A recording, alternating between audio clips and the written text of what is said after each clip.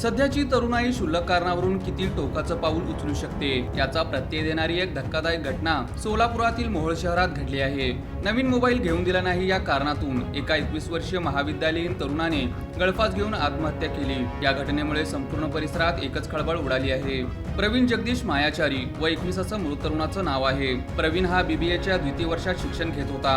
मिळालेल्या प्राथमिक माहितीनुसार 7 दिवसांपूर्वी प्रवीणचा मोबाईल फोन चुकून फुटला होता। नवीन मोबाईल घेण्यासाठी त्याने आपल्या आई वडिलांकडे पैशांचा तगादा लावला होता। मात्र घराची आर्थिक ओढाताण लक्षात घेता आई वडिलांनी त्याला समजावलं होतं, सध्या पैसे नाहीत, जसे पैसे येतील तसं तुला नवीन मोबाईल घेऊन देऊ असं घरच्यांनी सांगितलं होतं। मात्र त्याने मोबाईल घेऊन न दिल्याच्या कारणातून आत्महत्या केली। प्रवीणचे वडील एक छोटेसे इलेक्ट्रॉनिक्सचं दुकान चालवतात आणि त्यावर त्यांच्या कुटुंबाचा उदरनिर्वाह चालतो। 3 एप्रिल रोजी रात्री नेहमीप्रमाणे घरातील सर्वांनी जेवण केले। रात्री 10 वाजण्याच्या सुमारास प्रवीण आपल्या खोलीत झोपण्यासाठी गेला। दुसऱ्या दिवशी सकाळी 7:30 वाजले तरी प्रवीण खोली बाहेर आला नाही, म्हणून आईने त्याला आवाज दिला। बराच वेळ आवाज देऊनही आतून कोणताही प्रतिसाद मिळाला नाही। अखेर मनात शंका आल्याने वडिलांनी खोलीचा दरवाजा तोडला।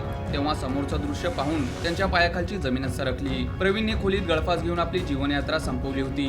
या घटनेची माहिती मिळताच परिसरात एकच खळबळ उडाली। या प्रकरणी मोहोळ शहर पोलीस ठाण्यात पालकांनी आपला जबाब नोंदवला आहे। पोलीस या घटनेचा पुढील तपास करत आहेत। तरुणाने मोबाईल न दिल्याच्या कारणातून आत्महत्या केली, यामागे इतर कारण आहे का याचा तपास पोलीस करीत आहेत।